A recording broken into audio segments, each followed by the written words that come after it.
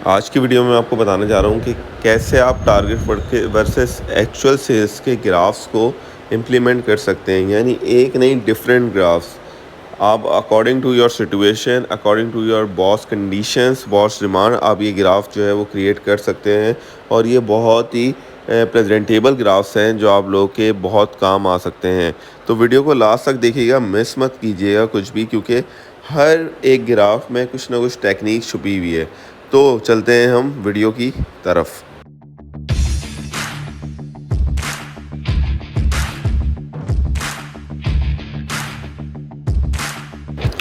अस्सलाम वालेकुम to all of you.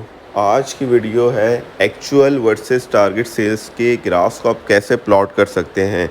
ये मैंने मंथ वाइज डेटा, कुछ डमी डेटा क्रिएट किया हुआ है जहाँ पे टारगेट सेल्स जो है वो मैंने जो है स्टैटिक रखी है, लेकिन जो एक्चुअल सेल्स हैं वो जो है वो डिफरेंट है। तो सबसे पहले हम इंसर्ट पे जाके बार ग्राफ क्रिएट करवा लेंगे, 2D बार ग्राफ क्रिएट करवा लेंगे। और यहाँ पे जो एक्चुअल सेल्स का बार है, इसको हम जाके जो है राइट क्लिक करके या डबल क्लिक करके ये फॉर्मेट विंडो खुल जाएगी। तो जो हमारा टारगेट सेल्स का बार है उसको हम जो है वो सेकेंडरी एक्सिस पे मूव कर लेंगे और उसके गैप को हम बढ़ा देंगे। यानी हम जैसे इसकी परसेंटेज कम करेंगे, गैप हमारा बढ़ जाएगा। अब उसके बाद जो है मैं इसका कलर को जो है वो फिल वाले कलर को जाके ट्रांसपेरेंट कर दूंगा, ताकि ये एक जो है वो ट्यूब बॉटल्स, जो केमिस्ट्री में हम पढ़ते हैं, वो बॉटल्स बन जाए जिसके अंदर से हमें नज़र आ जाए कि हमारे एक्चुअल सेल्स का ग्राफ क्या है करंट सेल्स में। नेक्स्ट काम मैं ये करूँगा कि मैं इसके कलर को भी जो है वो थोड़ा सा डार्क कर दूँगा, ब्लूइश। पहले वाले को मैंने ट्रांसपेरेंट करके लाइट कर दिया और इसको मैंने थोड़ा सा डार्क कर दिया। और अब जो है मैं जाके इसके ट्रांसपेरेंट को भी थोड़ा सा और कम कर देता हूँ ताकि नज़र आ जाए आपको बॉटल्स के हवाले से। 60% कर दिया। अब ये आपको नज़र आ रहा होगा कि जो राइट साइड वाले जो हमारे नंबर्स आ रहे हैं, जो एक्चुअल सेल्स के, टारगेट सेल्स के, वो बहुत ज़्यादा आ रहे हैं। तो हम इसको जाके इसकी मैक्सिमम यूनिट जो है वो 6000 ही कर देंगे, जो हमारे लेफ़्ट साइड वाले यूनिट से मैच कर रहा है एक्चुअल सेल्स से। तो अब आप देखें, अब ये बॉटल्स जो हैं, ये बुलेट ग्राफ जो है आपको बहुत अच्छा और प्रोमिनेंट नज़र आ रहा है। तो ये वन ऑफ द ग्राफ है। अगर आपको अपनी एक्चुअल सेल्स से कंपैरिजन करना है और ग्राफ बनाना है, तो आप जो है ये बुलेट चार्ट या बुलेट ग्राफ को यूज़ कर सकते हैं। तो इसी तरीके से अब हम जो है इसकी सेटिंग करने के बाद जो है अपने दूसरे ग्राफ पर पहुंचेंगे कि दूसरा ग्राफ कैसे हम बना सकते हैं। तो यस, दूसरे ग्राफ के लिए दोबारा से वही डेटा है, तो ग्राफ चेंज होगा। सबसे पहले हम उसी इंसर्ट में जाके हमारा 2D बार ग्राफ में आएंगे और उस बार ग्राफ के अंदर आने के बाद हम दोबारा से जो है इसको मैं थोड़ा सा एक्सपेंड कर देता हूँ। टारगेट सेल वाले जो है बार ग्राफ को हम करेंगे और यहाँ पे आके हम चेंज सीरीज़ टाइप कर देंगे। चेंज डेटा सीरीज़ टाइप के अंदर आके मैंने जो टारगेट सेल्स है उसको मैंने स्कैटर्ड ले लिया। तो अब ये डॉट्स आ गए, यानी पॉइंट्स आ गए। इन डॉट्स पे मैं क्लिक करूँगा, डबल क्लिक करूँगा, फॉर्मेट सीरीज़ खुल जाएगा और इसको मैं प्राइमरी एक्सेस पे ले लूँगा। जैसे ही मैं इसको प्राइमरी एक्सेस पे लूँगा तो आप ये देखें कि हर बार के सामने ही इसका डॉट आ रहा है। अब हम इसके फॉर्मेटिंग पे जाएंगे और फिल में जाके इसका कलर जो है वो मैं लेट से बार ग्राफ का कलर मैंने लाइट ऑरेंज कर दिया है। मार्कर्स में जाऊंगा, मार्कर्स में जो है मार्कर ऑप्शंस में जाके बिल्ट इन का एक ऑप्शन होगा और यहाँ पे डिफरेंट सिंबल्स मेरे पास मौजूद हैं। मैंने डैश ले लिया, लेट से मैं डैश लेके इसका साइज़ इंक्रीज़ कर देता हूँ और इस डैश का जो है वो मैं कलर भी चेंज कर देता हूँ। सॉलिड कलर है, रेड कलर ले लेते हैं और इसका जो फिल है, बॉर्डर है, वो बॉर्डर को जो है वो मैं नो लाइन कर दूंगा। तो ये आपको बड़ा ज़बरदस्त प्रोमिनेंट होगा। तो ये हमारा सेकंड पार्ट था, ये सेकंड ग्राफ था। अब ये कह लें कि आप इस तरीके से भी अपने ग्राफ को जो है वो प्लॉट कर सकते हैं और इस तरह से भी अपने ग्राफ्स को या अपनी एक्चुअल सेल्स को टारगेट सेल्स से रिप्रेजेंट कर सकते हैं, प्रेजेंट कर सकते हैं प्रेजेंटेशंस के अंदर या अपने बॉस के टेबल पर प्रिंट आउट के ज़रिए। तो देखिए, मैंने इसको रेड कलर से दोबारा से ब्लू कलर कर दिया और इसके गैप को भी मैंने कम कर दिया, तो इसका गैप जो है वो बढ़ गया है। यहाँ पे मैं इसके डेटा लेबल्स ऑन कर दूंगा। डेटा लेबल्स ऑन करने के बाद जो मेरे पास डैश यानी मेरे पास टारगेट सेल्स का डेटा लेबल है वो मैंने हटा दिया है, और बाकी जो लेबल्स हैं इसको जो है मैं फॉर्मेट के अंदर जाके, इसकी फॉर्मेटिंग के अंदर जाके वर्टिकल सिनेरियो कर लूँगा ताकि ये वर्टिकल हो जाए, और इसको मैं जो है वो बार्स के अंदर प्लॉट कर दूँगा। यहाँ पे जाके अब आप देखें इसी के नीचे टेक्स्ट डायरेक्शन है, इसको मैंने वर्टिकल करा,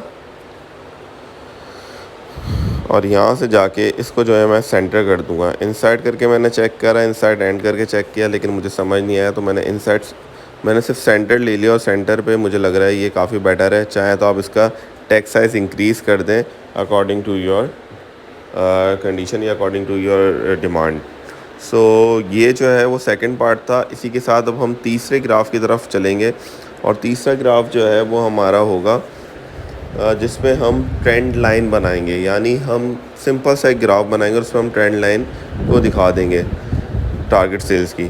तो इसके लिए भी हम सेम वही एक ही चार्ट यूज़ कर रहे हैं, bar chart, 2D bar chart. इसमें जो हम टारगेट सेल्स की जो ग्राफ है इसमें भी चेंज सेलेक्ट डेटा टाइप में जाएंगे, और टारगेट सेल्स को हम एज अ लाइन ले लेंगे। लाइन चार्ट पे जैसे ही आप लेंगे, ओके करेंगे, तो अब आप ये देखेंगे कि देखें ये लाइन बन गई।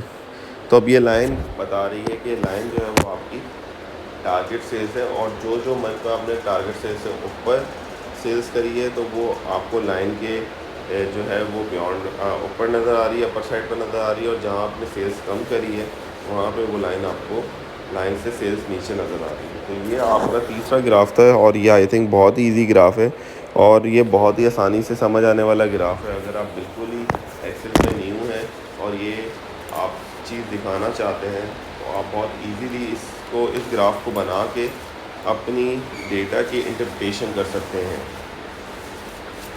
तो अब हमारे पास 3 ग्राफ हो चुके हैं जो कि आपको डिफरेंट वीडियोस पर नज़र आएंगे, लेकिन एक चौथा ग्राफ मैंने बनाया है जिसमें मैंने एरिया के थ्रू उस टारगेट और एक्चुअल सेल्स को उस ग्राफ के अंदर दिखाया है। सेम काम मैंने इस ग्राफ में भी अभी किया है कि इसके लेबल्स वगैरह बना दिए हैं। आप चाहें तो लाइन पे जो है वो इसका वैल्यू ले लें, नहीं चाहे तो नहीं लें, ऑलरेडी डिफाइंड है कि वो कहाँ पर लाइन एग्जिस्ट कर रही है। सो मैं आपसे बात कर रहा था चौथे चार्ट की या चौथे ग्राफ की।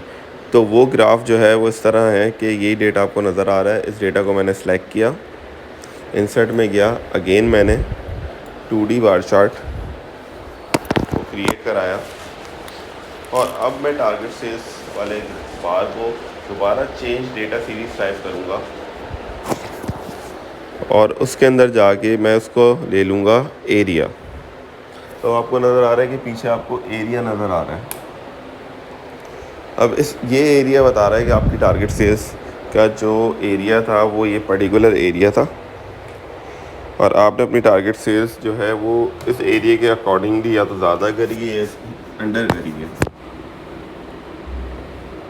तो ये वन ऑफ द ग्राफ जो मैंने क्रिएट कराया, जो मुझे पर्सनली सबसे अच्छा लगा है। अगर